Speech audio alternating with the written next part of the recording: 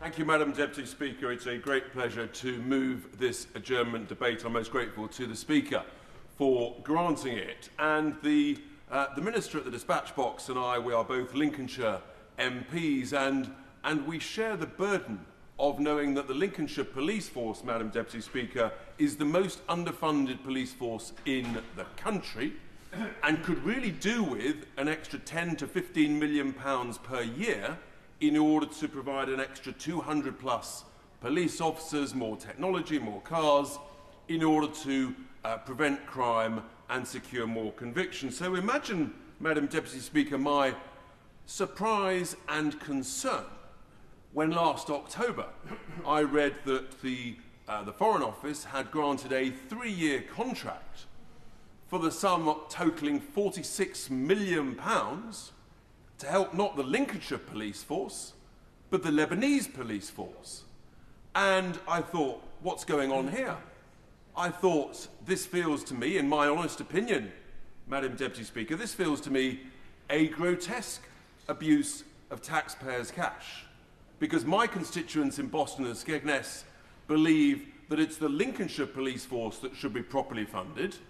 And with all due respect to the police officers within the Lebanese police force, in the nicest possible way, that's their issue. Our issue is protecting and keeping our own constituents safe. So I do feel that the idea that the Foreign Office is sending £15 million a year to train the Lebanese police force is a grotesque abuse of taxpayers' cash. And I'll come on to how I dealt with it.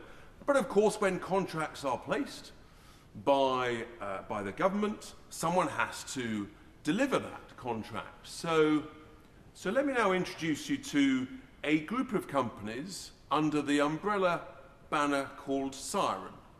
And there are a number of these companies, the first of which is Siren Associates Limited, which is a not-for-profit company, which all sounds very nice and cosy and cuddly. And then there are other private companies that are called Siren Counselling Limited. We also have Siren Advisory Services Limited and Siren Analytics Limited.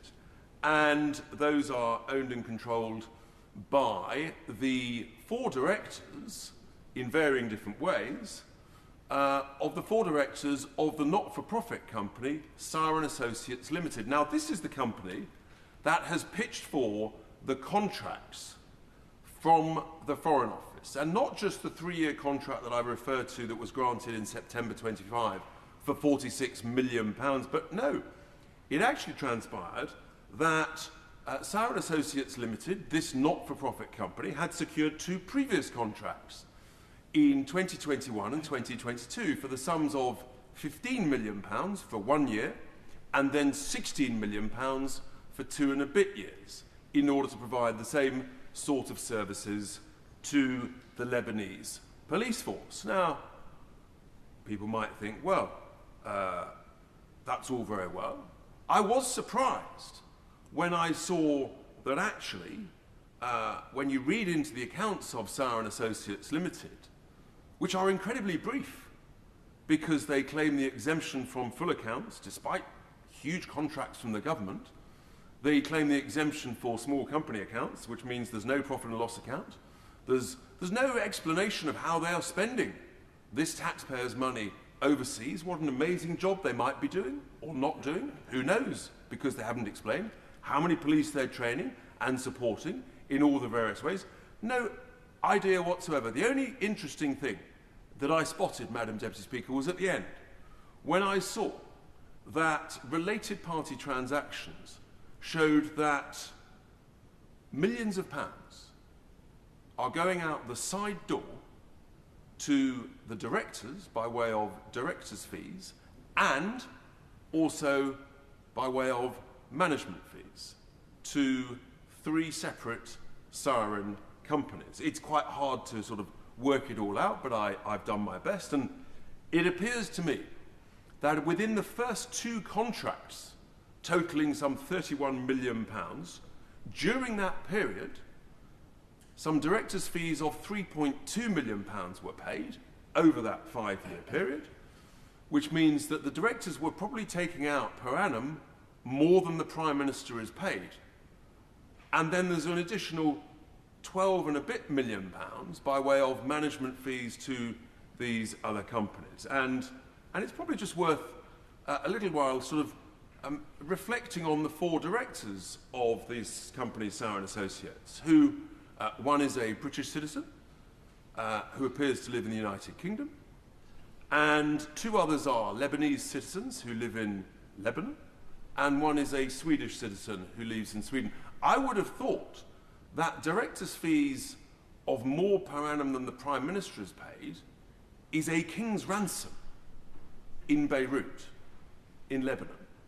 And I think many of our constituents would be pretty outraged, frankly, at the level of money, of our cash, that has been going out the side door by way of directors' fees and management fees. And I just feel that why is it, for example, that this not-for-profit company, if they are doing such a great job, why do they need all these separate companies?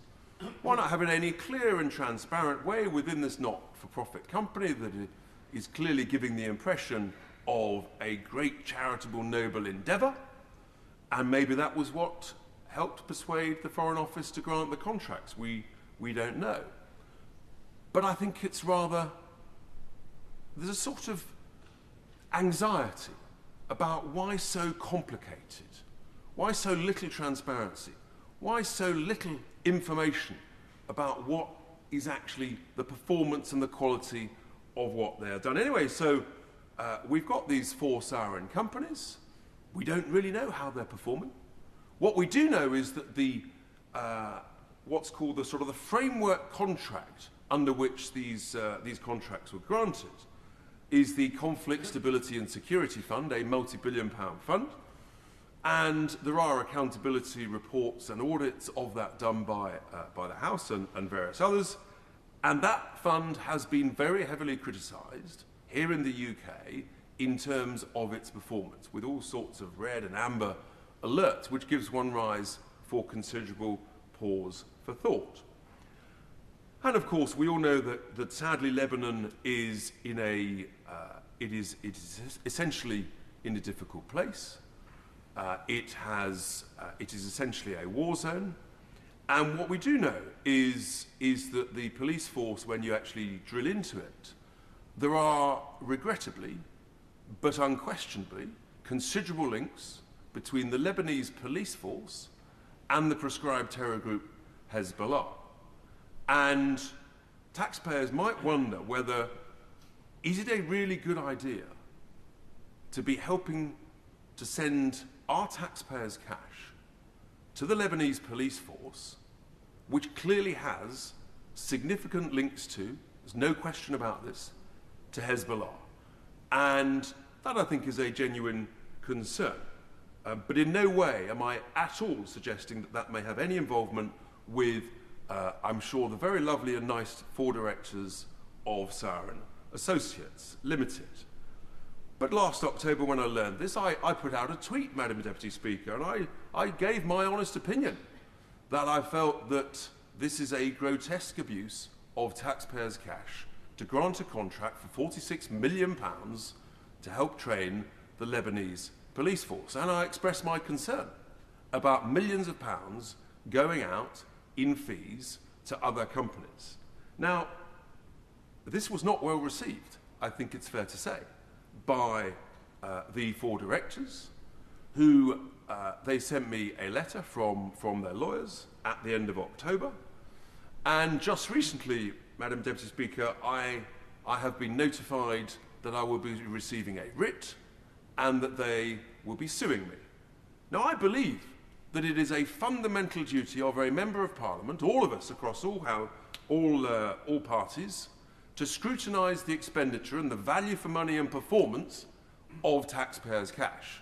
And I don't think it's unreasonable, therefore, to be looking at that, and in a democracy where we pride ourselves with the joys of free speech, to be questioning it where we can, where we should, where we must.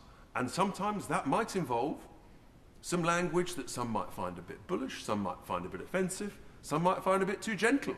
Who knows? But that is our absolute solemn duty. Otherwise, what's the point of us if we're not going to scrutinise that level of expenditure? And it causes me just real concern when you see this sort of secrecy that may be going on, this complexity, when it could be so simple and they could be so informative, but they're not. And so you sort of think, what have they got to hide? I mean, they could have just rung me up or sent me a very nice email or a nice letter saying, Richard, we saw your tweet, look dear chap, we think you've got it wrong. Could we come and see you and tell you what a lovely job we're doing and how fantastically we are serving the emerging trainees and police officers in Lebanon? And I would, of course, welcome that. And if they had convinced me that I'd got it wrong, then I could have corrected the record. Whilst bearing in mind that my responsibility and duty is to my constituency in Lincolnshire, which is suffering the burden of colossal underfunding, as I started this debate with. But no, they didn't do that. They just took the most aggressive route possible, which is not even to write to me directly from the company, but just to send me notification from the lawyers. And I think that indicates to me that, what's going on here? Where is the sort of the rational, calm, friendly, supportive approach you would expect from a UK company based in Northern Ireland that is benefiting from, in total now, across the 3 contracts, £77 million of taxpayers' cash to be sent and spent with the Lebanese police force, where we know there are problems with their links to Hezbollah. So I just think they've got it very badly wrong. And I think to aggressively say to a member of this House, a member of Parliament, we're going to sue you, is completely the wrong approach. And I was then even more surprised that just yesterday I was approached by another honourable member of this House who gave me essentially a warning, a veiled threat on behalf of, he said, a third party, that I should be very, very careful. Bearing in mind this was a Northern Irish Member of Parliament with regard to a Northern Irish company, and we all know the horrors and the fears that came from Northern Ireland. I have to say, Madam Deputy Speaker, I received that with some considerable concern and trepidation. And frankly, I think it's outrageous. Absolutely outrageous. And then I was also surprised to hear that it appears that Siren Associates wrote a letter to the Speaker expressing their concern that this might be debated. And the purpose of this debate, the very purpose of this place, Madam Deputy Speaker, is to do our job on behalf of our constituents and to ensure we secure good value, better public services, and make people better off in this United Kingdom across all of our constituencies. So I thought, well, what's going on here? Why would they behave like this? And then I'm thinking, if you don't understand something, follow the money. And there's a lot of money here. And I'm deeply, deeply concerned.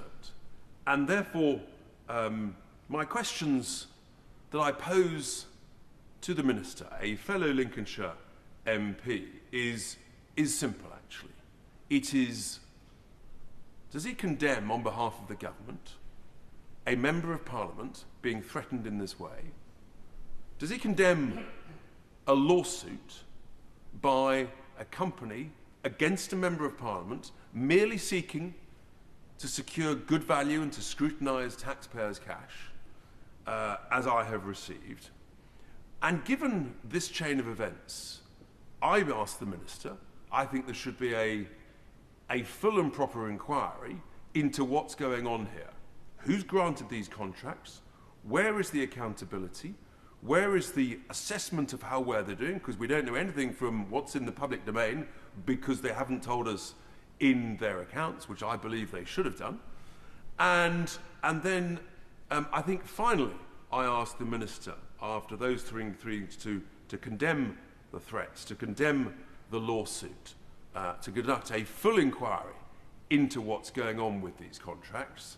I actually think that this new 3-year contract should be suspended pending the review and that inquiry, because this is not right, it's not fair, it's not proper, and it's not how we do things in Britain. It's just not the British way. And to conclude, I just revert to where I started, which is that £15 million a year, I believe, would be much better spent on the Lincolnshire police force as opposed to the Lebanese police force. And that is why, in my honest opinion, it is a grotesque abuse of taxpayers' cash. I thank you. Yeah. I call the Minister, Minister Hamish Faulkner. Madam Deputy Speaker, I'm grateful to the Honourable Member for Boston and Skegness for securing this debate and for providing me an opportunity to talk about the Lincolnshire Police, which is where he started and so where I shall as well.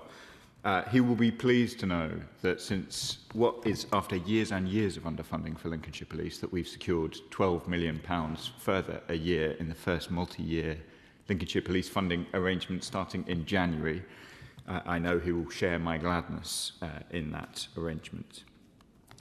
The Honourable Member refers to a range of issues which I won't pass comment on, including, unless the Madam Deputy Speaker wishes to instruct me otherwise, the conduct of other Honourable Members in this House, and indeed what sounds like a private law dispute with the company in question. But let me turn to some of the substantive questions he raises in relation to this contract.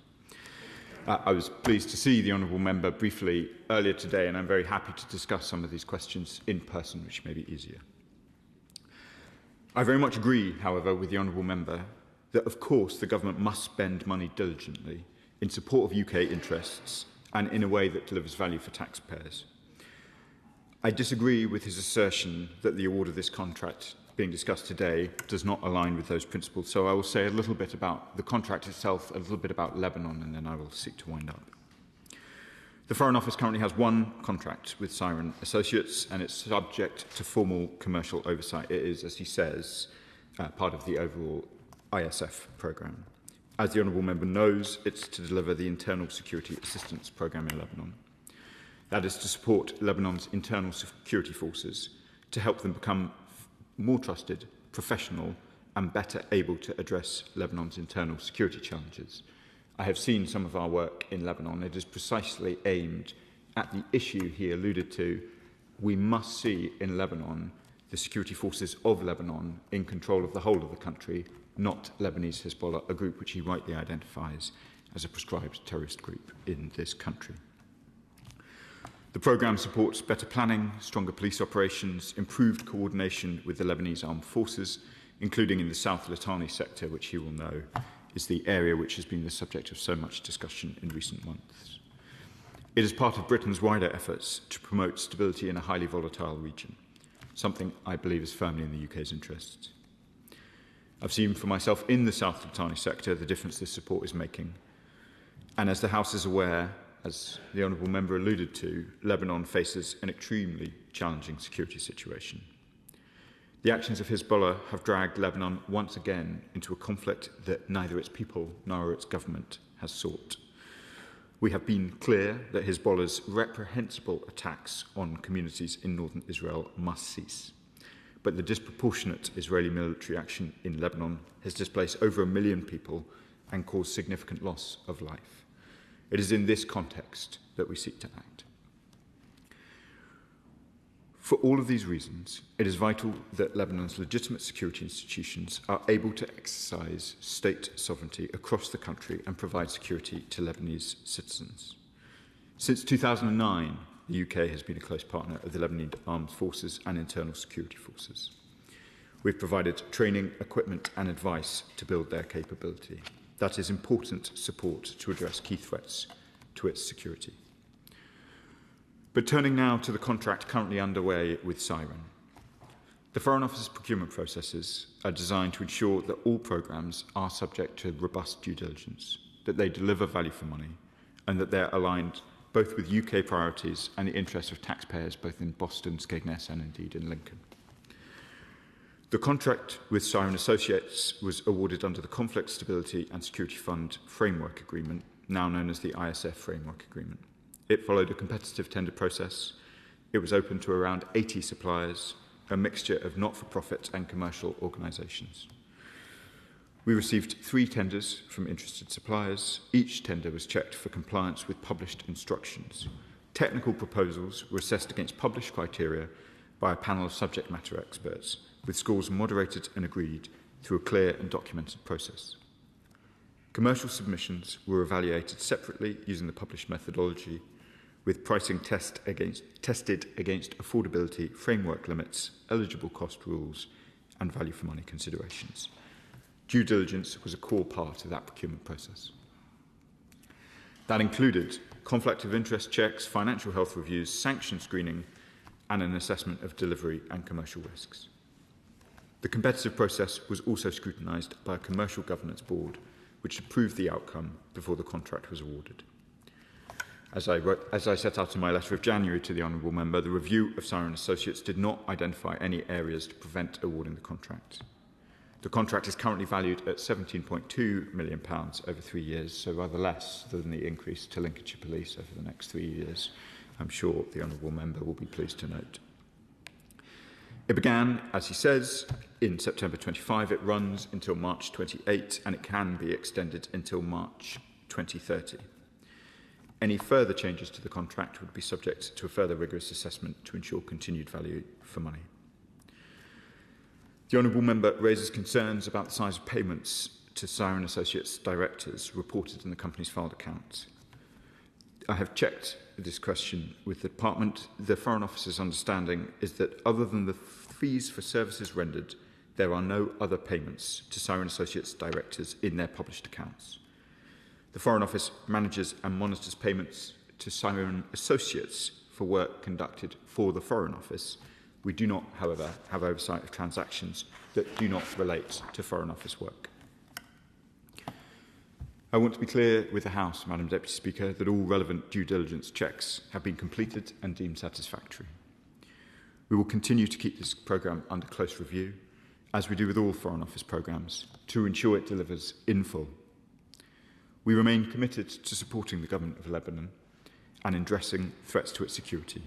Our long-standing work with the Lebanese armed forces and their internal security forces are a core part of that. That capability is central to maintaining security in Lebanon and preventing threats to the country, to the region, and ultimately to the United Kingdom. I'd like to conclude, Madam Deputy Speaker, with 3 clear points. Firstly, supporting Lebanon's security is firmly in the UK's national interest. Secondly, the programme delivered by Siren Associates is, we believe, a practical and important part of that effort. And thirdly, the contract was awarded to Siren Associates through a rigorous and proper process.